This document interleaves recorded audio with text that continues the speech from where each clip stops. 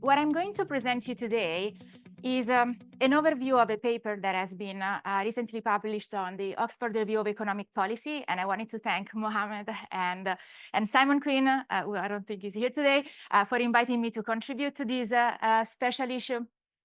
And so I would like you to consider my talk more as an overview of the current status of the literature and where we are in terms of the introduction of flexibility in the repayment structure of microfinance credit. I have more questions for you than answers, I guess, which maybe is a helpful way of starting the conversation. And then with Francesco and Laurent, we'll go ahead with our session. So I guess that we all agree on the fact that there are many barriers preventing entrepreneurs that operate in low and middle income countries from expanding their business. Paul has mentioned in his talk earlier on today about the lack of physical capital, but of course, micro entrepreneurs also lack access to cash reserves to kickstart projects. They tend to be more vulnerable to shocks.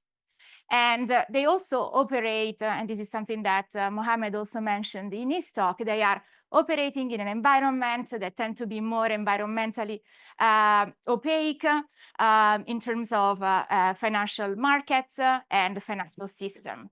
So the result of all these barriers is that micro entrepreneurs typically face a higher cost of credit, but also the set of financial products that they can avail from is quite limited to carry out their business. And let me also add, to carry out their business sustainably. What is the main implication of this is that they tend to rely on mostly small formal loans, or actually also on informal loans that are more expensive, but they have a bunch of implications in terms of the relationship with loan sharks.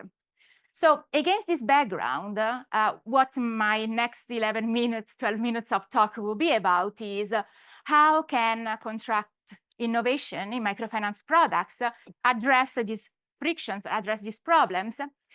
And also, and this is again where the questions come more than answered, what do we know or what do we not know about what lenders and fintech require to test first, but also, and most importantly, to scale up this type of products, this type of more flexible, more innovative financial products.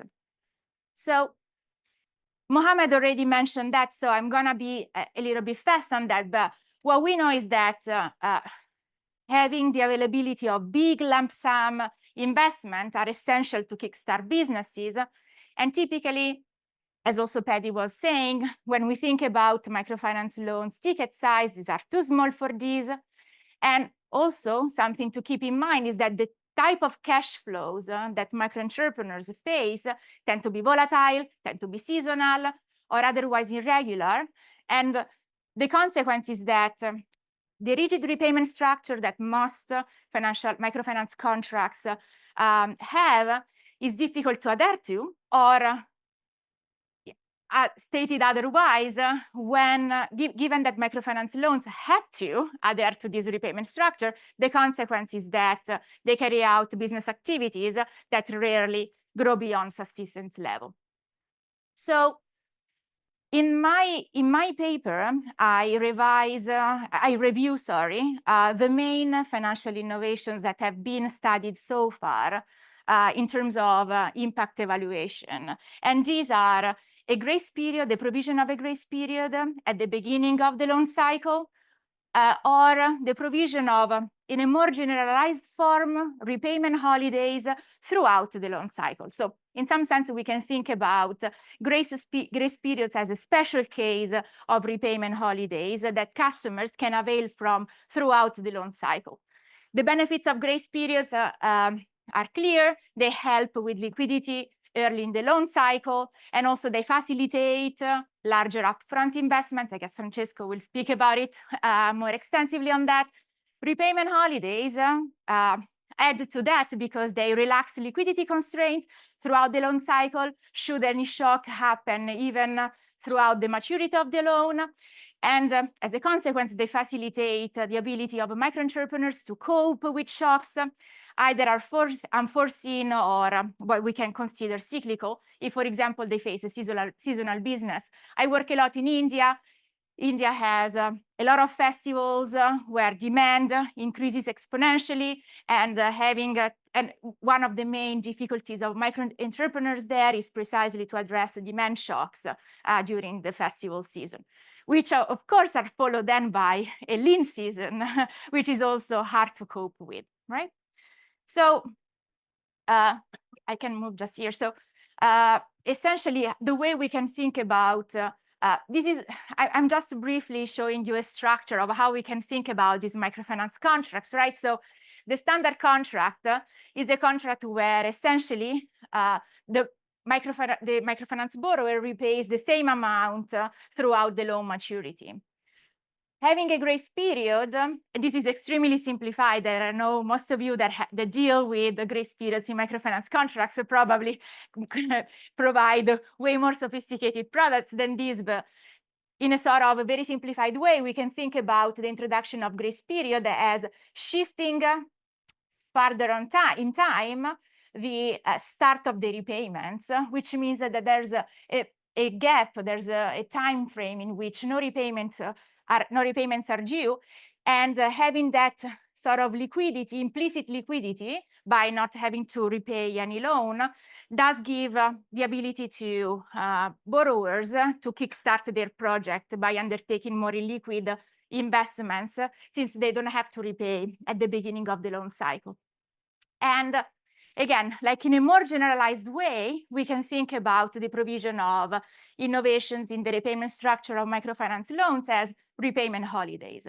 That can come a little bit in block if we think about the seasonality being a little bit longer, or as a small time period in which the repayments are blocked, so they are halted.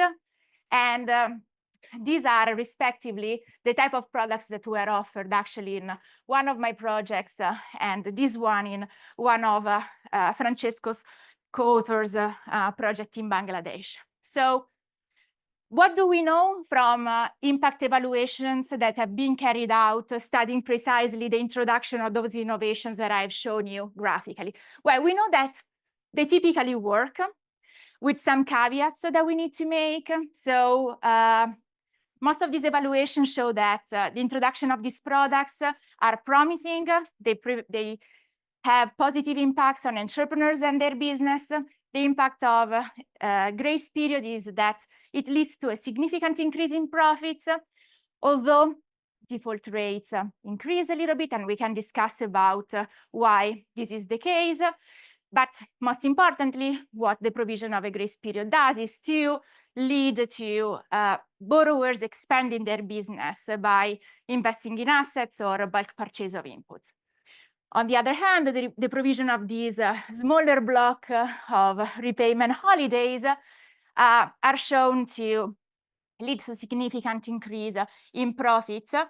And two of the three studies that I'm mentioning here are actually showing no impact on default rates, if not quite the opposite. Now, the rest of my presentations relates to trying to identify what the trade-offs are for both borrowers and lenders in offering these financial innovations. And this is really where I want to get as much feedback as possible from the audience. So we know that the provision of these more complex products that entail, well, that essentially go beyond the typical structure of microfinance loans, have business benefits, but can also be riskier. And in fact, one of the latest impact evaluation we are aware of that was set up in Colombia has shown that giving flexibility to first-time borrowers does not really lead to average improvements in investment, but it increases default rates.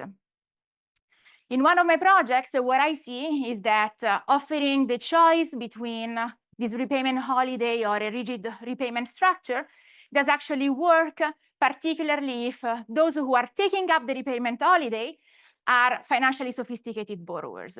So this sort of already speaks to the fact that there must be some quality, some inherent characteristics of the borrowers, and these should be the ones who probably benefit the most from financial innovations and how to offer them these financial innovations. So this leads me to speak more about what, from an academic side, I believe are the trade-offs that lenders face. And again, here, it would be great to hear from you.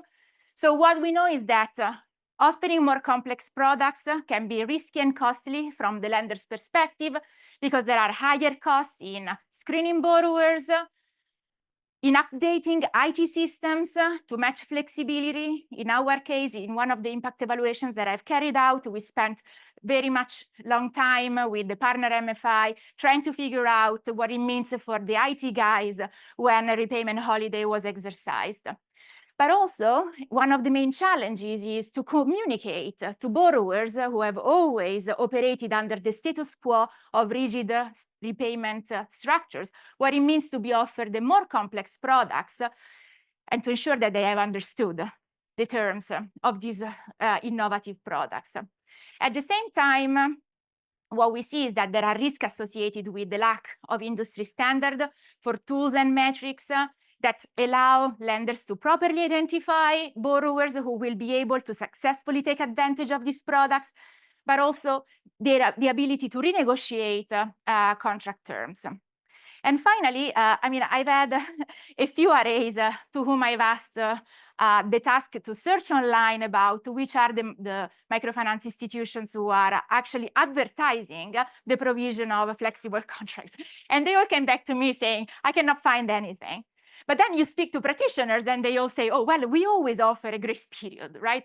And then this is, I mean, a contradiction somehow in terms. And one way that I'm trying to explain it to me, and this is also thanks to Laurent for giving me an answer to that, is that there's a reason why some of these more complex products are not publicly advertised, precisely because customers should not take them as default products that are offered to everyone, and there should be some sort of screening to understand which are the borrowers who these products should be offered to. So as a way forward and discussion points, and we will discuss more at the end, I mean, I guess that if there's one message that I'd like you to take home from my presentation, and again, thanks to Laurent's the conversation that I had with Laurent, is that maybe we should really think about moving from a one-size-fits-all to the which size fits whom approach in microfinance, especially when we think about the introduction of innovations.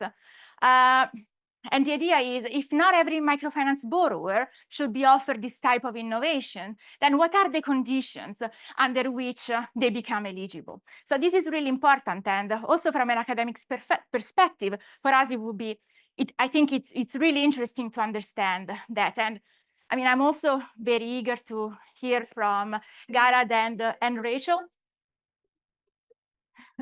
about their, for once I was like, oh my God, it's my phone now.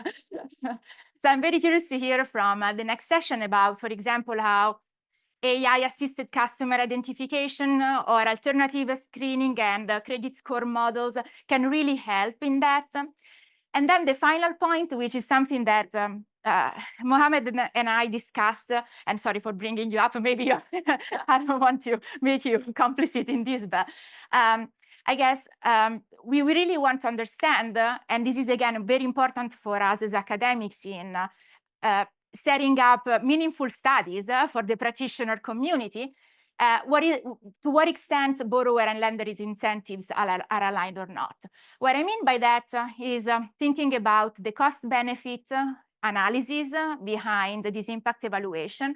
Of course, for most of us, the studies that we are implemented are not in loss, or at least we are heavily subsidized by grant donors who generously allow us to conduct these studies. But then at the end of the day, when we want to try to move from the pilot size to the scale up, we find challenges precisely because scaling up these products proves to be not sustainable, right? So I guess this is another challenge, is about trying to understand what the respective costs and benefits of these evaluations, of these innovations are. Thank you very much. Thank you. Thank you. distinguished organizers and speakers to this conference, marvelous conference. Thank you so much for having me, for your interest in this topic. So when the slides are going to be up, I'm going to tell you a little bit more about the title of this paper. But the reason why you've not seen the paper online is that this is still a work in progress. So, really looking forward to a conversation. And, before starting, a fun fact, there is a reason why I've been working on firms. It turns out that Chris was also my professor at the master's in Bocconi. So, this is, you can think also of as being the lecture. So, we're going to talk about credit contracts, business development, and gender. So I'm pretty sure that someone, or at least many of you, will be happy about hearing about gender, the gender angle here. I'm going to provide you with some evidence from Uganda. So we did an experiment in Uganda. And this is a joint work with Selim Gulesci, who is a professor at Trinity College, Andreas Madestam, who is a professor at Stockholm University, and Miri Sien, who is a professor at Aalto University. So the beauty of being also the second speaker of this panel is that we had a marvelous 15 minutes introduction and motivation to this paper. So I'm going to try to be quite quick or very general here. So providing financial products that can support the growth of SMEs is a key challenge in low-income countries. Why? Well, the SMEs contribute 40% of the GDP, and at the same time, the growth of these businesses remains very limited. When it comes to growing a business, as many of you here can teach us, is it's costly, it entails risk, and it takes time. So we think that essential issue that we're trying to discuss about in this paper is that there is a mismatch between the standard contract, the standard loan, and the firm owner's varying liquidity across the loans. So when we think about contract design, thinking about the ideal product, the ideal loan product should have the two objectives. First, it should support firm growth by enabling larger investments, as Giorgia was saying before, providing sufficient time to repay, maybe when returns are delayed, and also mitigate some unforeseen shocks that can happen during this time. But at the same time, on the supply side, it should be sustainable for demand. Yet most of these products, as George just pointed out, they are very rigid. So there is a very rigid plan with all installments to be paid monthly or weekly, for what it matters, and perhaps it gives some short grace period. And also there are strict borrowing limits that doesn't allow SMEs to borrow much more. There are some other papers they're going to talk about. Instead, we basically like challenges.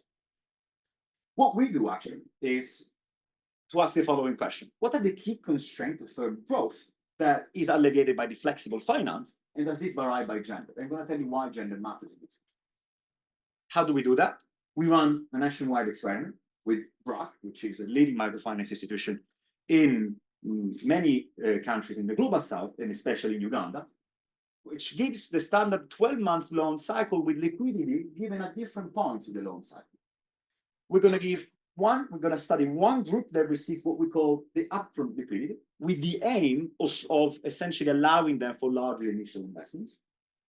Another group which receives early on, a grace period kind of thing, for liquidity, for managing costs, and when thinking about that returns are delayed.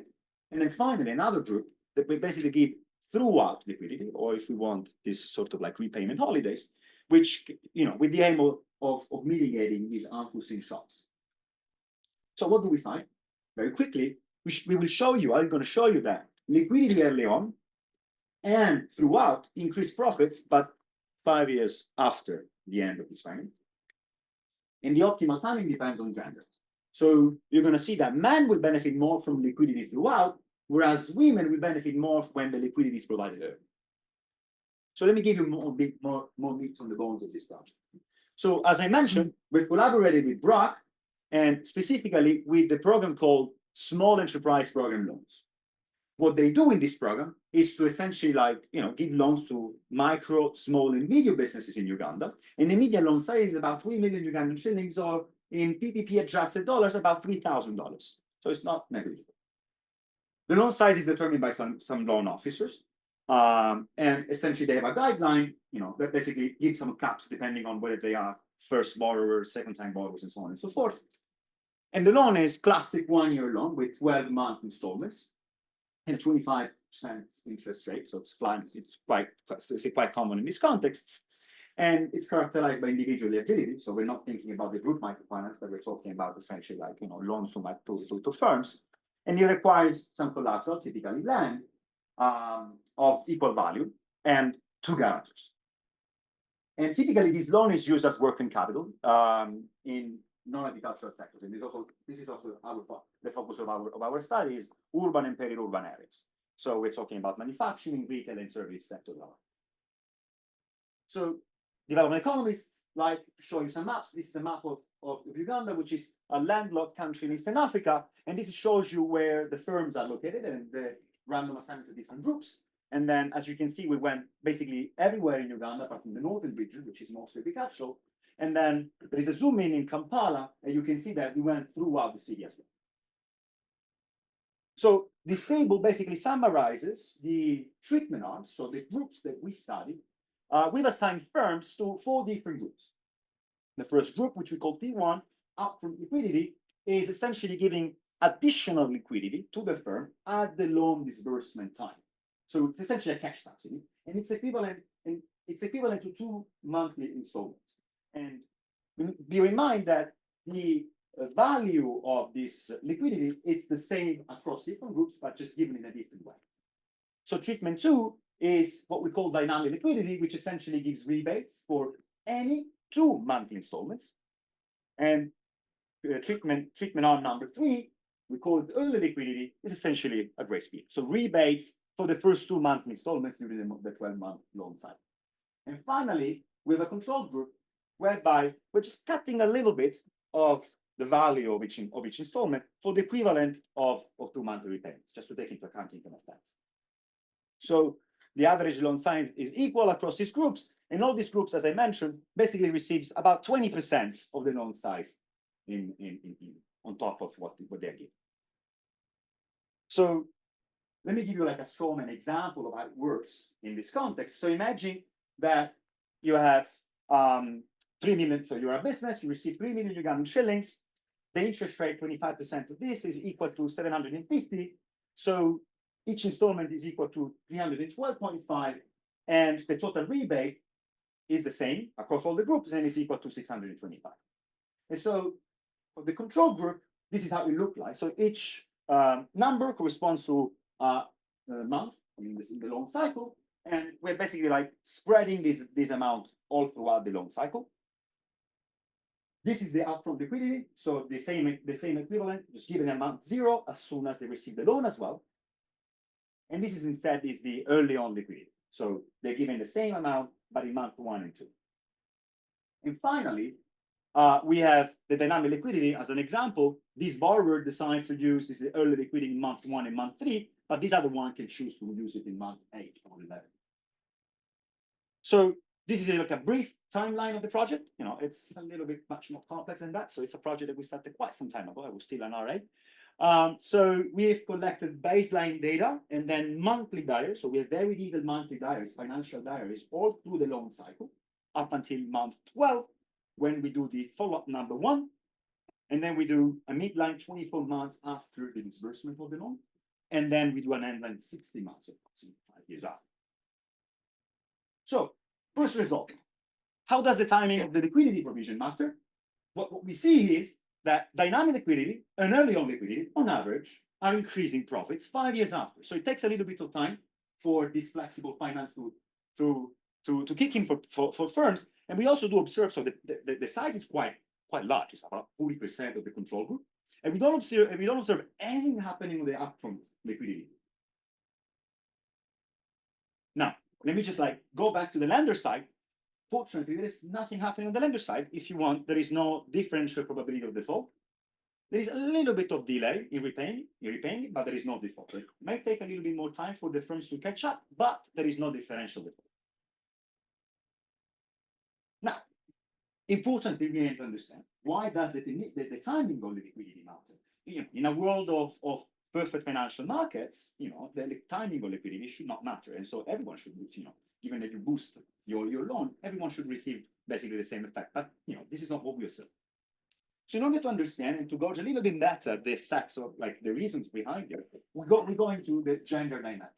Why? Well, think about women entrepreneurs in this context. We typically face lots of pressure. For instance, there are some generally financial market challenges, but also like if you think about gender norms, pressure to share a home. So women may benefit differentially from men from this type of finance. So let me break the results on profits into what happens to men and what happens to women. What we find is that men benefits much more from the dynamic liquidity, whereas women benefit much more from the early on liquidity. Now, this is not enough to understand what's going on. So let me just give you a little bit more detail, thanks also to our detailed data collection that we've conducted like that. So on the one hand, what men do with this money, they are investing in labor. So there is an increase in unpaid labor on the short run and an increase in paid labor on the long run, suggesting, if you wish to interpret this effect on paid labor, that there is a little bit more risk investment going on, because once you give more of a contract or you're hiring more regular worker, it's a little bit more risk investment. On the other hand, what women do, or we find the suggestive evidence, is that they are increasing the quality of their products as suggested by the increase in unit value of average output sold or the unit value of average output produced. And as you can see, the effect is concentrated among the early on liquidity. So there is no effect on quantity produced, but they're just investing in quality. And as you can see, it just takes up. Another thing that women do, they increase consumption, but more important, and this is something that we can do thanks to our diaries, they're also decreasing consumption volatility. So they're using the benefits from these products to do consumption smooth, suggesting that there are some constraints at home that they have to deal with. So it's these boundaries as we saw before between what is a house, how a business is run. So let me just take stock and then conclude. So our findings reveal that male business owners benefit more from the dynamic liquidity. And this dynamic liquidity enables these firms to hire first more apprentices, or maybe if you want family workers, and then gradually upgrade them to paid workers. This suggestive evidence that we provide you is that women are gaining more from the early liquidity, and they use it to consumption smooth and to improve the quality of the products that they are dealing with. There is another result, and I hinted to that, but I haven't showed you. There is this suggestive evidence that there is some pressure to share at home. So think about, women are the actors within the main actors in the household. They have to take care of, schooling fees, medicine fees, and perhaps when they are getting more money, they are more of the spotlight. And we also have in the paper, or in the soon-to-be paper, some evidence that this pressure to share at home can partially explain why there is this where women benefit more from this more rigid, if you want, early on liquidity. So it turns out that women that are facing higher pressure do benefit much more compared to women that are receiving the dynamic liquidity and the upfront liquidity as well. So to conclude, summarize, and probably foster our discussion, as also pointed out by Giorgia. So we focus on rebates, but one way of thinking about this is also like that our results are shedding light on flexibility in general that can be implemented within a longer period of time.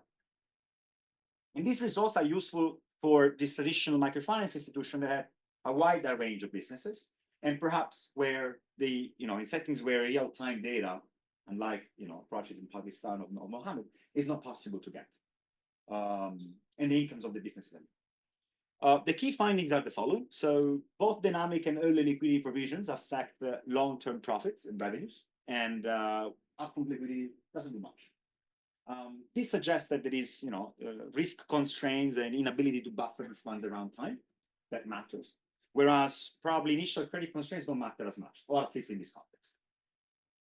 It comes, or at least we'd like to think that we've convinced you that it comes to not particular extra cost to the lenders, because we don't find differential effect on default. But the caveat is that, of course, if one has to think about this type of flexible finance, as also pointed out by Giorgia's introduction, it may come as some extra paperwork, some extra attention.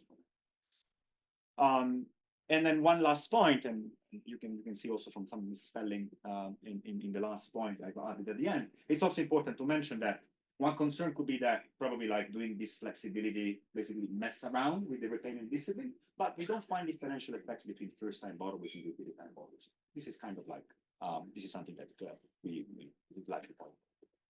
Thank you so much for it. Thank you very much.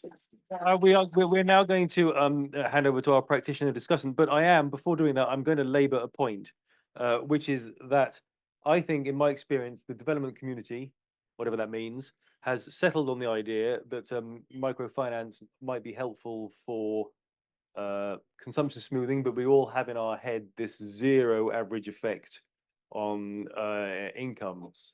And I think that these experiments are part of new research showing that stylized fact might need some updating.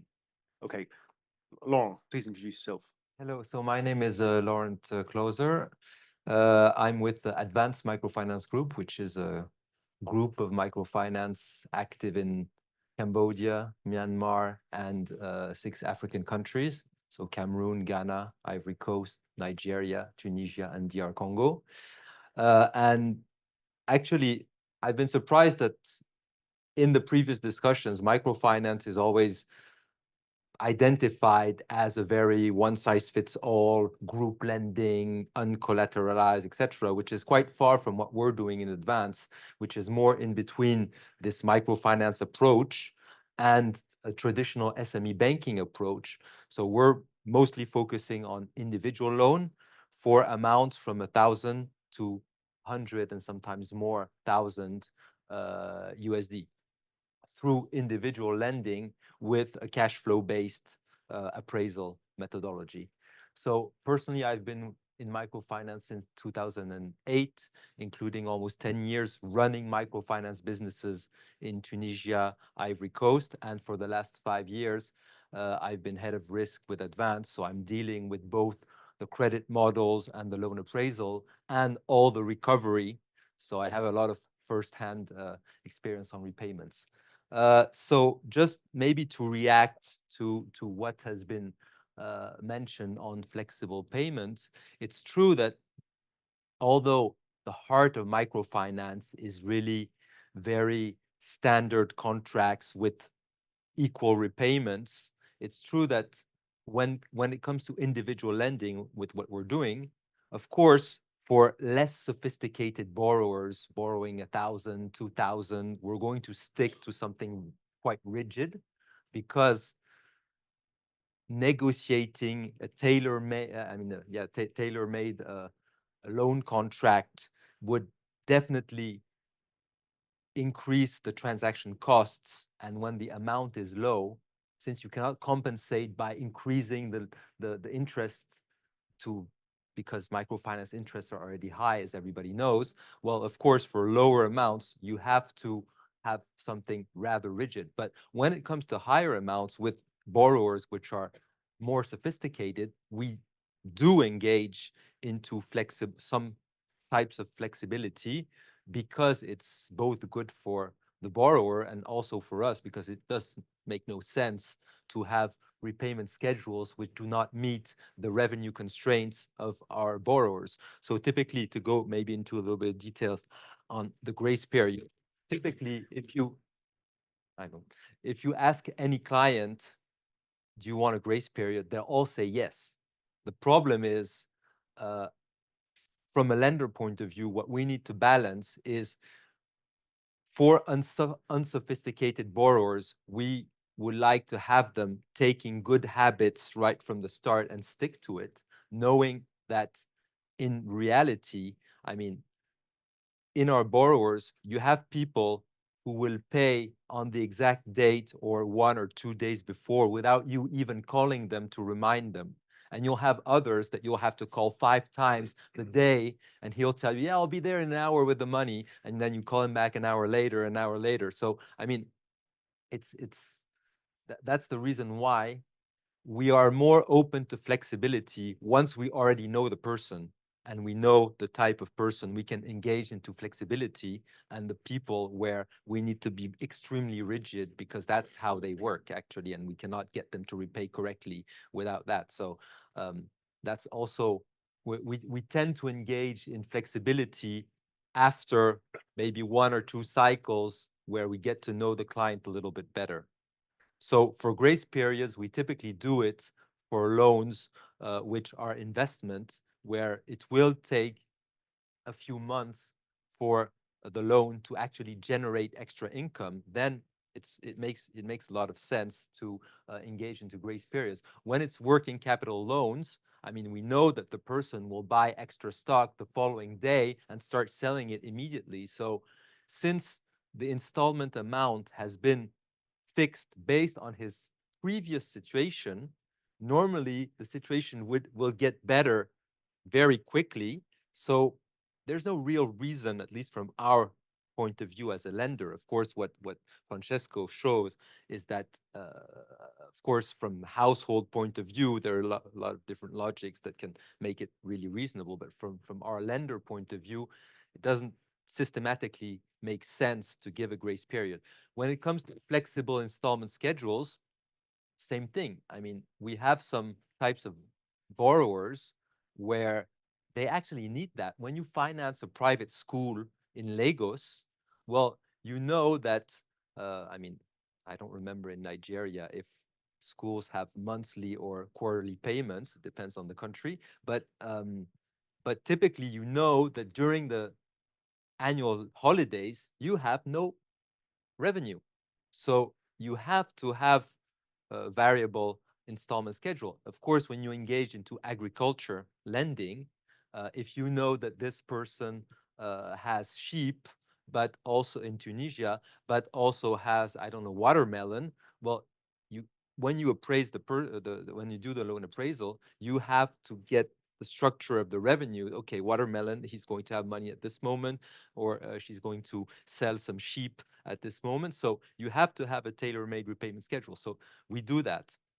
When it comes to repayment holiday, it can be interesting, but there are really 2 challenges. One is definitely moral hazard, because when people start knowing that they can press the button and skip 1 or 2 installments, they'll have this tendency that each time they have a need, and a need doesn't mean that they're facing a serious problem. It can also mean that it's convenient for them because they want to buy to do some more consumption at one point in time.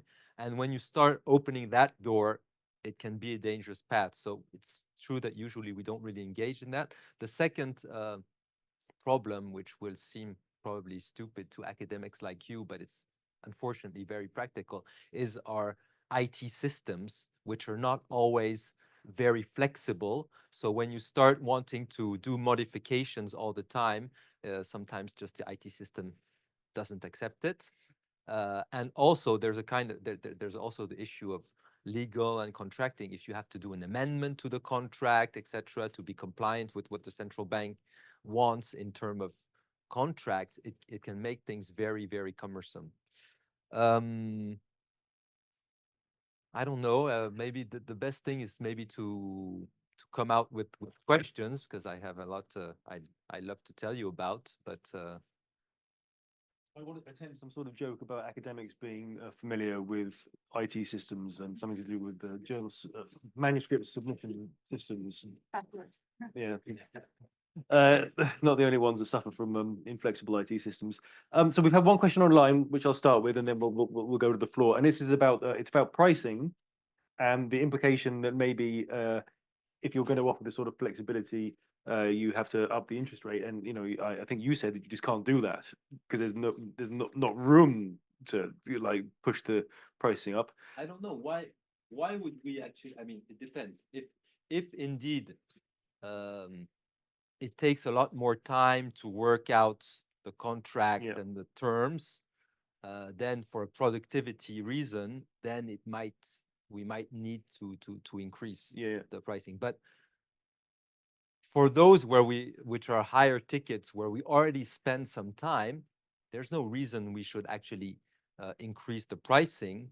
unless we think that it will lead to a higher cost of risk and we want to compensate that. But the research and even our evidence makes us think that it actually reduces risk sometimes to be flexible because it's more in line with what people need and with their constraints.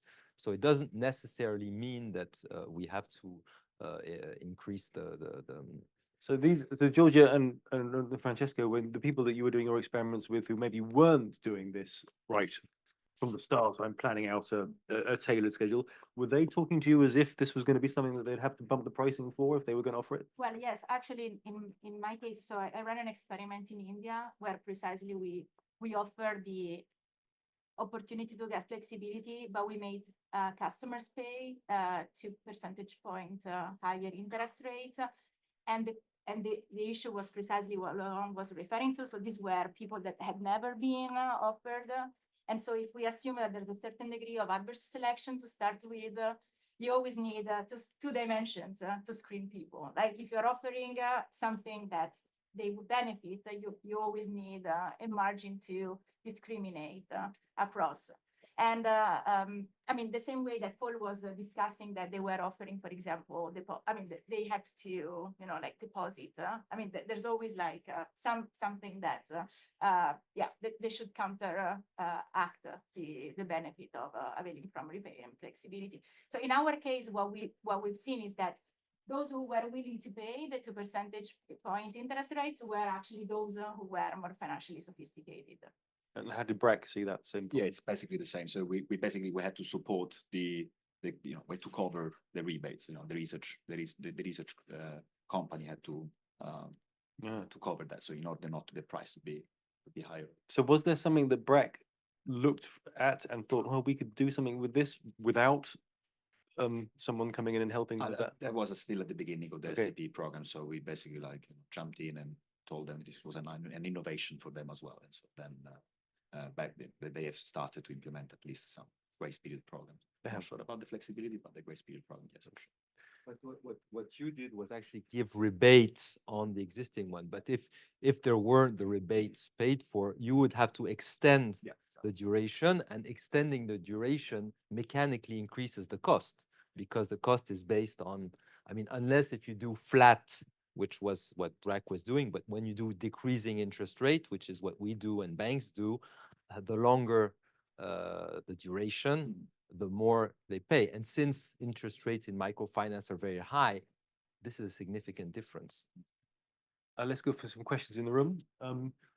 Stephen, would you mind if we started at that end? Because we have a bias towards this end of the room. We'll go over there and then move in this direction. Was there a hand up? Maybe there was no hand up over there. And okay, sorry. All right. My question is for Francesco. You mentioned that when you did the research, you found that the upfront and the dynamic were the most profitable for the company. Early on in dynamic. Excuse me. Early on in dynamic were most profitable for the companies 5 years down the road. Yep. Do you think this is a long period for to measure profitability? Like, I'm curious, what is the profitability 2 years down the road, maybe 3 years? So, our interpretation is that for these firms, so typically, the median firm has 1 or 2 employees, so they're very, very small. And so it might take a little bit of time for them to benefit exactly from that, from these contracts, also because there are like lots of constraints that we are thinking about. And our focus right now is also to explain why it's taking some time. So imagine like you have to start with some unpaid workers for in case of men borrowers, and then you switch on them being paid more regular, and it's all connected to increasing profits, and it just it's taking time. If it's too long, it's an open question. But typically, like there are some other projects that basically shows that there's very tiny effects on profits, for instance, maybe immediate effects on profits, and for this it actually just takes time. Thanks. Thanks for this. And so I've one small question and one somewhat larger question. And the small question is, Laurent, you mentioned that it's difficult to for small scale loans, difficult to negotiate a repayment individually at a payment program individually at the loan level. But that's kind of not what I heard in the grace period things. It's everybody gets this contract. It's just this period of time. So I guess then it's the IT systems would be the answer of why that's difficult. And then the second question is, aside from the first grace period paper, which did show some higher default rates, I don't think I've seen anything since that shows higher default rates. So the one on first-time borrowers, fair enough. The one on first-time borrowers, but I guess I wonder to what extent a problem here is that the gains from these grace periods go to the entrepreneurs, that is higher returns. And if you can't get a higher interest rate from it, then if there is any risk, then the MFIs are not going to be willing to sort of adopt these contracts. And to what extent do we need to be thinking about, maybe as DFIs, thinking about incentivizing MFIs to make these sorts of innovations, realizing that there's risk there, and therefore building that into the contracts? And would that help? Might that help to push some more adoption of some of these sort of grace period type loans? Because what's striking across a lot of these is the effect it has on the invested capital. That we really are seeing much more dynamic investments and much higher returns, and that socially has a high value.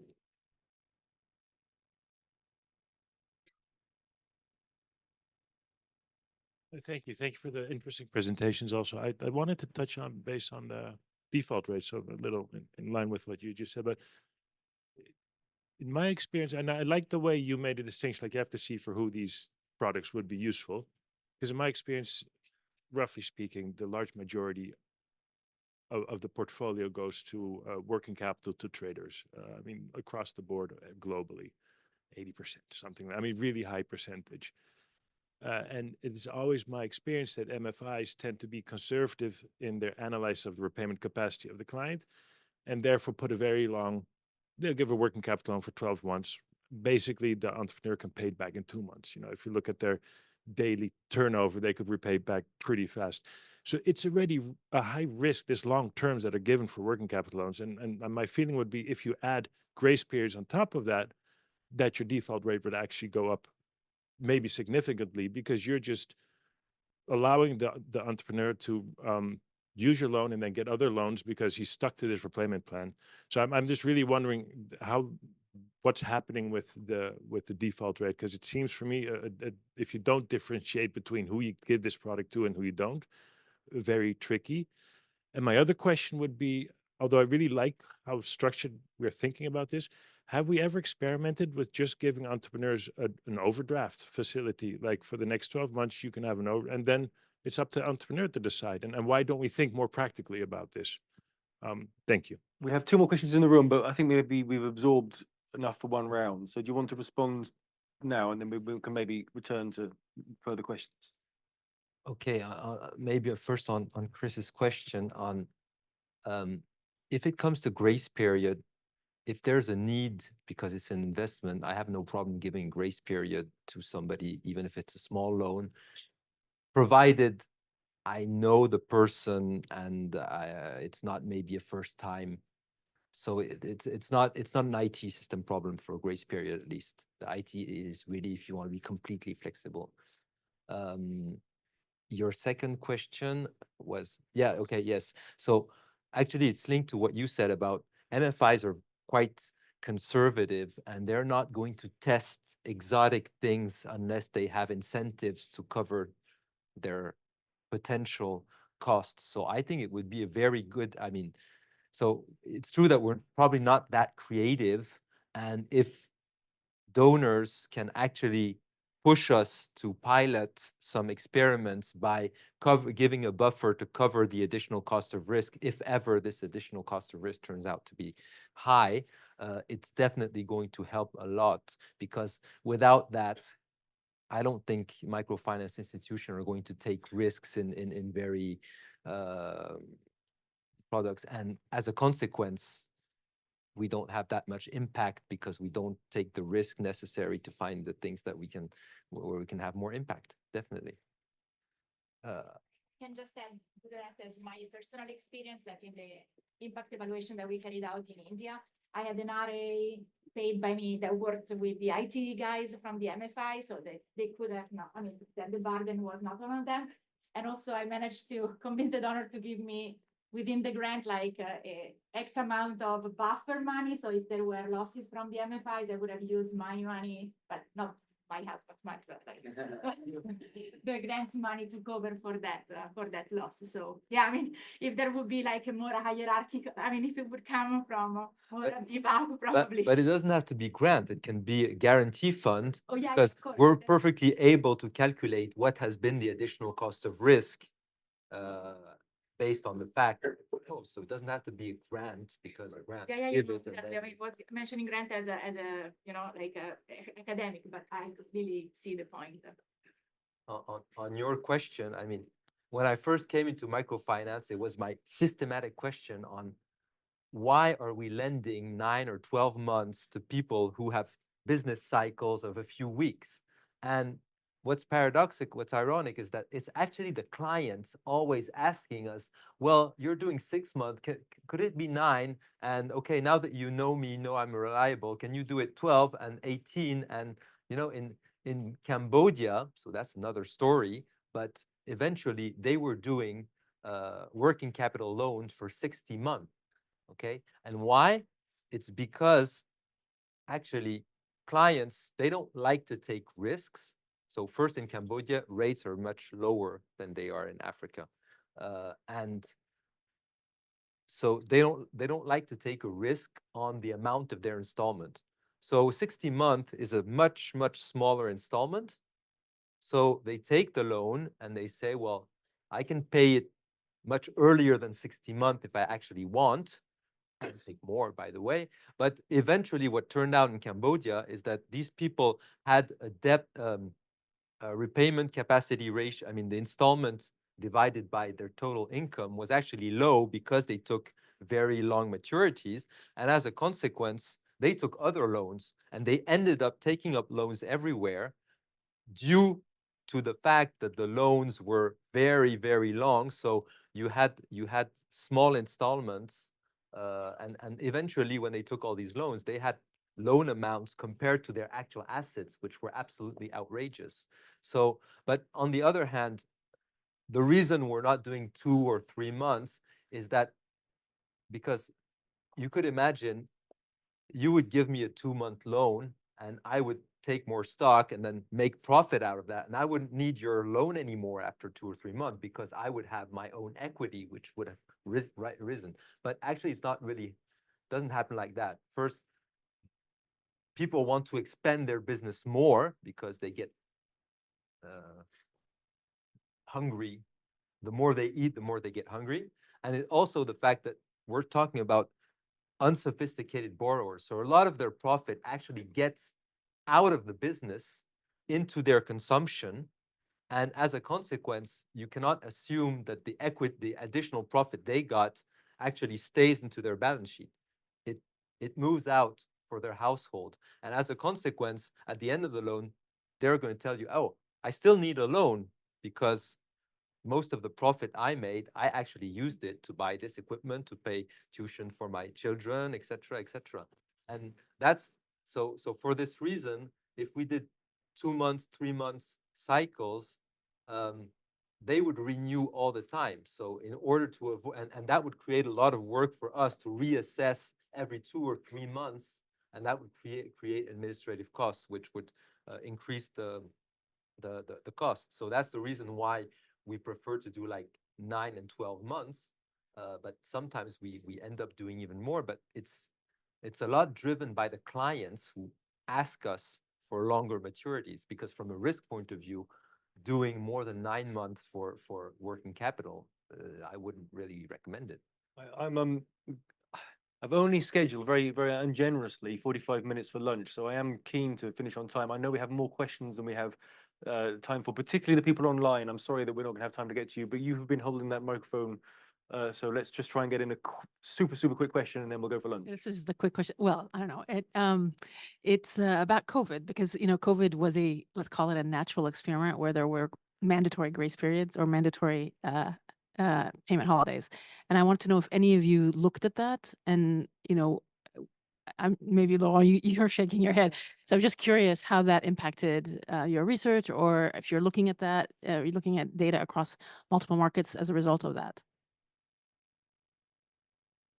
For you? I've been speaking a lot, so I don't want to. I have a lot to say about COVID. It was horrible, but maybe on research. This experiment finished before, so Yeah. my job market paper was exactly postponed for that reason. So it took me 7 years to finish the PhD rather than 5 or 6. But that's it.